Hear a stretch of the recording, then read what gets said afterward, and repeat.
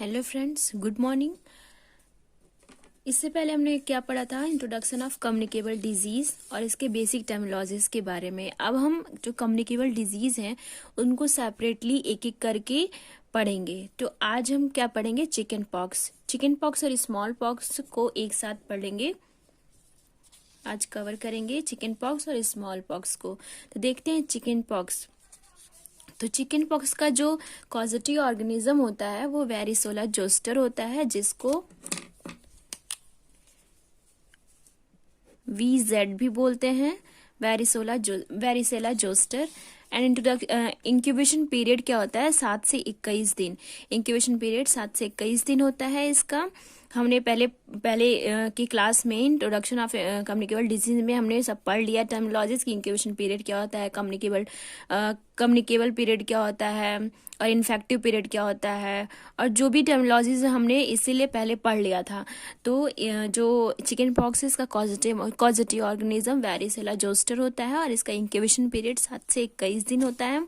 और communicable period जो होता है वो 1 to 2 days before and 4 to 5 days after producing the rashes. तो जो कम्युनिकेबल पीरियड होता है वो 1 to 2 days, जो रैसेस अपीयर होते हैं वो इसमें उनके 1 से 2 दिन पहले और उसके रैसेस अपीयर होने के 4 से 5 दिन तक वो दूसरे पर्सन को इन्फेक्टेड कर सकता है। तो उसमें इसकी ज़्यादा पॉसिबिलिटी होती है दूसरे पर्सन को इन्फेक्टेड करने की, रैसेस के अपीयर होने के 1 से 2 दिन पहले और रैसेस अपीयर के 4 से 5 दिन तक। लेकिन सबसे ज़्यादा पॉसिबिलिटी क्या होती है, सबसे ज़्यादा पॉसिबिलिटी कब होती है, during the appearance of rashes, तो सबसे ज्यादा पॉसिबिलिटी इन दोनों कंडीशन में होती है, रैसेस अपीयर होने के 1 से 2 दिन पहले और 4 से 5 दिन तक उसके बाद। लेकिन सबसे ज्यादा पॉसिबिलिटी ड्यूरिंग होती है, ड्यूरिंग अपीयरेंस ऑफ रैसेस। ठीक है, समझ में आया। फिर देखते हैं कि इसका एज, कौन से एज को ये मोस्टली ज़्यादा इफेक्ट करता है। तो बिलो 10 ईयर्स, ये बिलो 10 ईयर्स को चिल्ड्रंस को ज़्यादा इफेक्ट करता है। मतलब ज़्यादा पॉसिबिलिटी होती है, मोस्टली 10 ईयर्स के बच्चों को ज़्यादा इफेक्ट करता है, लेकिन ये किसी भी एज ग्रुप को इफेक्ट कर सकता है। उसके बाद देखते हैं सीजन, कौन से सीजन में चिकन पॉक्स होने की ज़्यादा संभावना होती है।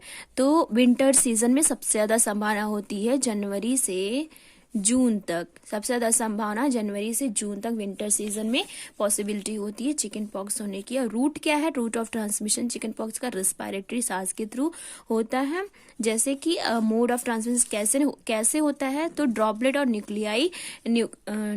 इन्फेक्शन और न्यूक्लियाई के थ्रू होता है, ड्रॉपलेट न्यूक्लियाई के थ्रू, बाय कफिंग और स्नीजिंग, खांसते और छींकते समय इसकी ज़्यादा पॉसिबिलिटी होती है एक से दूसरे इंसान में जाने की। तो अब आगे देखते हैं।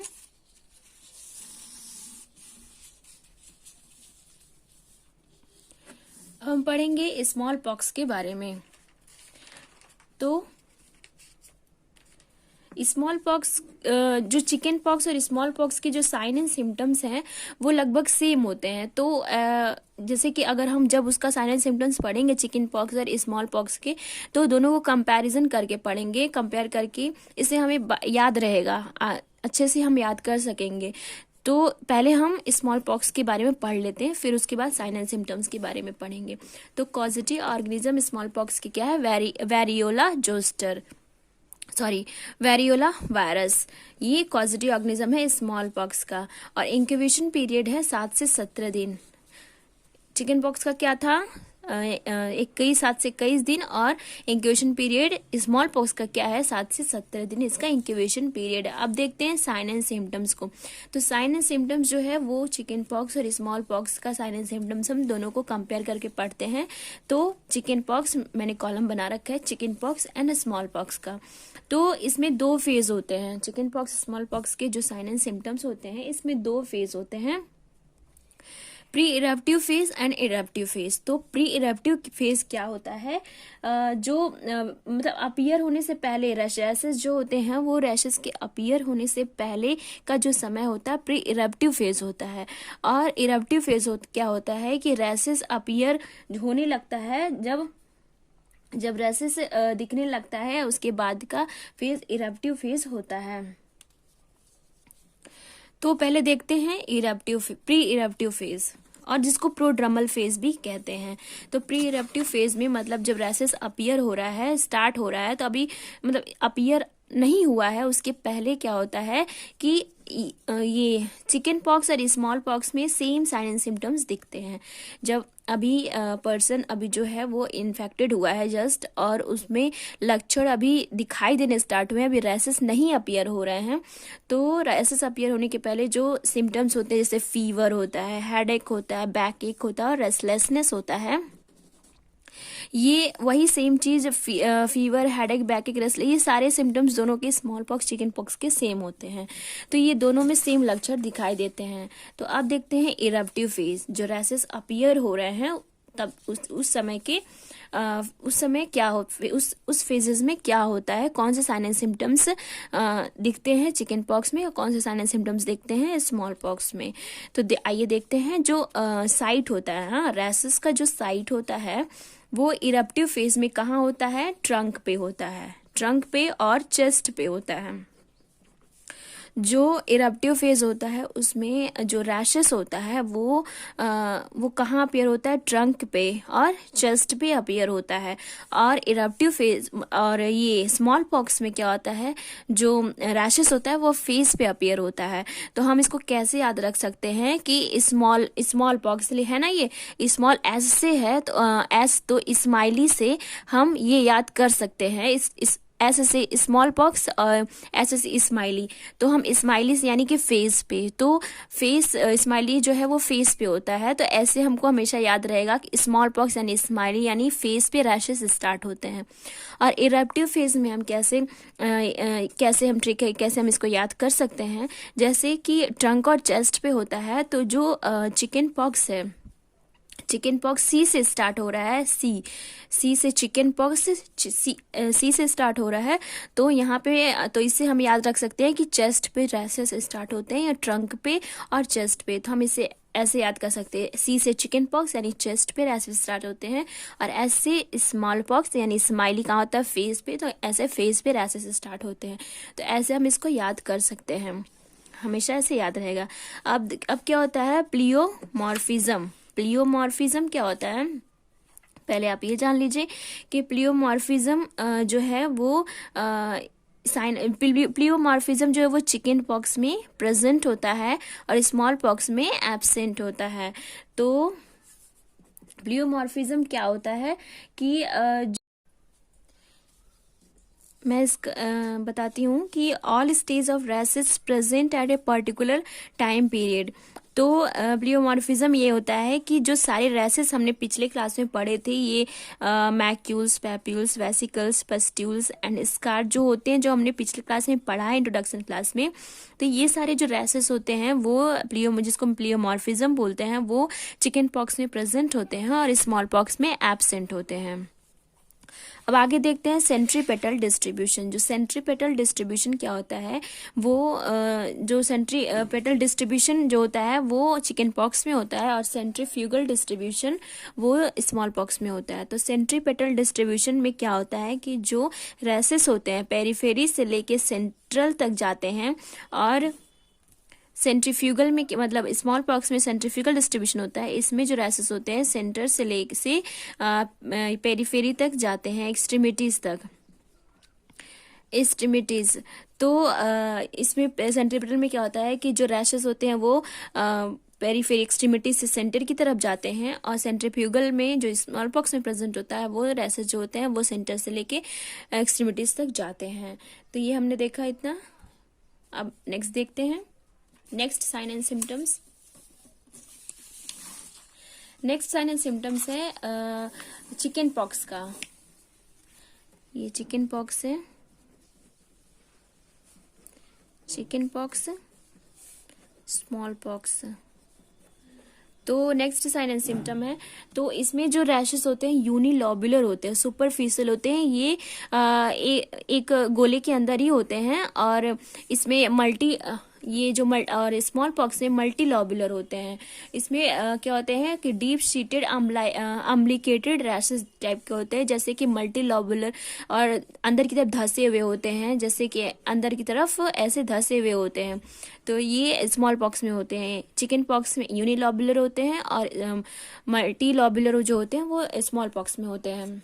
अब नेक्स्ट देखते हैं ड्यू ड्रॉप लाइक अपीयरेंस। जो चिकन पॉक्स होता है उसमें ड्यू ड्रॉप लाइक अपीयरेंस दिखाई देता है, प्रेजेंट होता है। तो मैं आपको दिखाती हूँ ड्यू ड्रॉप लाइक अपीयरेंस कैसा दिखता है।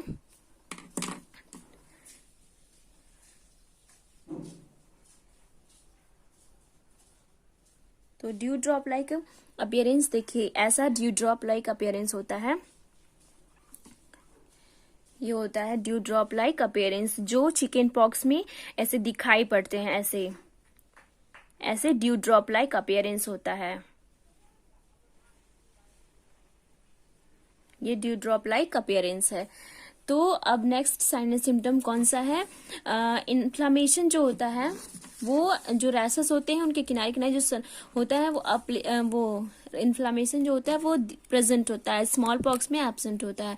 तो जो रैशेस होते हैं ना वो किनारे किनारे जो स्वेलिंग होती है चिकन पॉक्स में, इन्फ्लामेशन होते हैं, और ये जो स्मॉल पॉक्स है उसमें नहीं होते हैं, उसमें एब्सेंट होते हैं, इसमें प्रेजेंट होते हैं स्मॉल पॉक्स। अब देखते हैं ट्रीटमेंट के बारे में। हमने इतना पढ़ा, अब देखते हैं ट्रीटमेंट के बारे में। तो ट्रीटमेंट में हम क्या देते हैं कि एंटीवायरल ड्रग देते हैं, जैसे कि साइक्लोवीर होता है, वेल्ट्रेक्स होता है, और फैमसिक्लोवीर होता है। ये सारे चिकन पॉक्स में दिए जाते हैं ड्रग्स, एंटीवायरल ड्रग्स होते हैं। और बाकी ये 12.5 यूनिट पर केजी ऑफ बॉडी वेट के अकॉर्डिंग इम्यूनोग्लोबुलिन्स दिए जाते हैं, ग्लोब्यूलिन्स दिए जाते हैं। तो हमने इतना पढ़ा, तो एक बार हम रिवाइज कर लेते हैं कि आज हमने क्या पढ़ा। तो देख लेते हैं। आज हमने पढ़ा चिकन पॉक्स के बारे में, जिसके कॉजेटिव ऑर्गेनिज्म है वेरिसेला जोस्टर, जिसको बोलते हैं VZ, और इंक्यूबेशन पीरियड 7 से 21 दिन होता है, और कम्युनिकेबल पीरियड कितना होता है? रैशेस अपीयर होने के 1 से 2 दिन, और उसके बाद 4 से 5 दिन तक। लेकिन मतलब ज्यादा पॉसिबिलिटी कब होता है? During the appearance of rashes. उसका एज, चिकन पॉक्स का जो एज होता है, किस एज में ज्यादा पॉसिबिलिटी होती है, तो मोस्टली 10 ईयर्स एज में होती है, लेकिन ये हर एक एज में हो सकता है। सीजन जो है वो कब होता है चिकन पॉक्स ज्यादातर? तो विंटर सीजन में। कौन से सीजन में? विंटर सीजन में। कौन से मंथ में? जनवरी से जून तक। रूट ऑफ ट्रांसमिशन रेस्पिरेटरी होता है, और mode of transmission droplet infection और ड्रॉपलेट न्यूक्लियाई के थ्रू बाय कफिंग और स्नीजिंग। अब नेक्स्ट देखते हैं।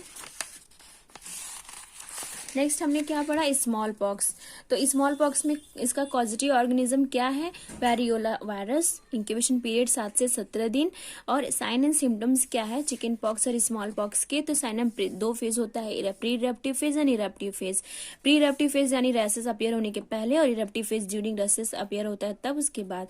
तो प्री इरप्टिव फेज क्या होता है, और जिसको प्रोड्रोमल फेज भी कहते हैं। तो इसमें साइन एंड सिम्टम्स जो होते हैं चिकन पॉक्स स्मॉल पॉक्स के सेम होते हैं, जैसे फीवर, हेडेक, बैक, रेस्टलेसनेस, ये सारे दोनों में पाए जाते हैं। अब इरप्टिव फेज देखते हैं, रैशेस अपीयर होने तक, जब रैशेस अपीयर होने लगता है तब से।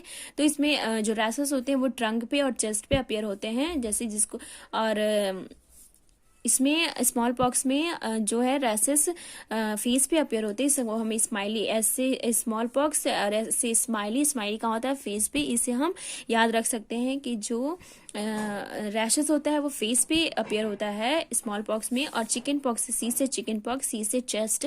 इसे हम याद रख सकते हैं जो रैशेस होता है वो चेस्ट पे और ट्रंक पे अपीयर होता है चिकन पॉक्स में। और प्लियोमॉर्फिज्म जो सारे हमने रैशेस पढ़े थे ना, वो सारे रैशेस प्लियोमॉर्फिज्म में प्रेजेंट होते हैं, और इसमें प्लियोमॉर्फिज्म जो है वो सारे जो रैशेस हैं वो चिकन पॉक्स में प्रेजेंट होते हैं और स्मॉल पॉक्स में नहीं प्रेजेंट होते हैं। और अब चिकन पॉक्स में सेंट्रीपेटल डिस्ट्रीब्यूशन प्रेजेंट होता है दिखता है, और सेंट्रीफ्यूगल डिस्ट्रीब्यूशन स्मॉल पॉक्स में दिखता है। तो सेंट्रीपेटल मतलब रैसेस जो है वो एक्सट्रीमिटीज और पेरिफेरी से लेके सेंटर तक जाते हैं, और सेंट्रीफ्यूगल में जो रैसेस होते हैं वो सेंटर से पेरिफेरी एक्सट्रीमिटीज तक जाते हैं। तो अब हमने क्या नेक्स्ट देखा था चिकन पॉक्स में यूनिलॉबुलर। जो चिकन पॉक्स में जो रैसेस होते हैं यूनिलॉबुलर होते हैं, एक गोले के अंदर ही होते हैं, सुपरफिशियल होते हैं। और स्मॉल पॉक्स में क्या होते हैं, मल्टी लॉबुलर होते हैं, डीप सीटेड अम्बलाइकेड रैसेस होते हैं जो अंदर की तरफ धसे हुए होते हैं। और इसमें जो है ड्यू ड्रॉप लाइक अपीयरेंस होता है।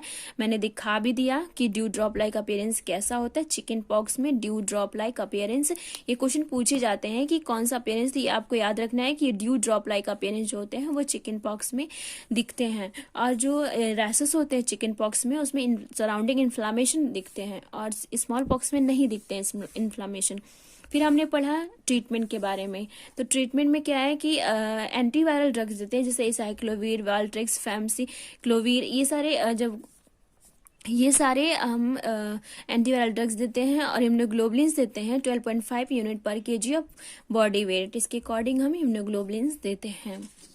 तो फ्रेंड्स, तो हमने आज चिकन पॉक्स के बारे में पढ़ा। तो फ्रेंड, आई होप आपको आज का जो टॉपिक था चिकन पॉक्स आपको अच्छे से समझ में आया होगा। अब नेक्स्ट कम्युनिकेबल डिजीज़ है वो हम नेक्स्ट क्लास में पढ़ेंगे। और दूसरा वीडियो देखने के लिए आप प्लीज़ लाइक एंड सब्सक्राइब करें और बेल आइकन को ज़रूर दबाएं। Thank you friends.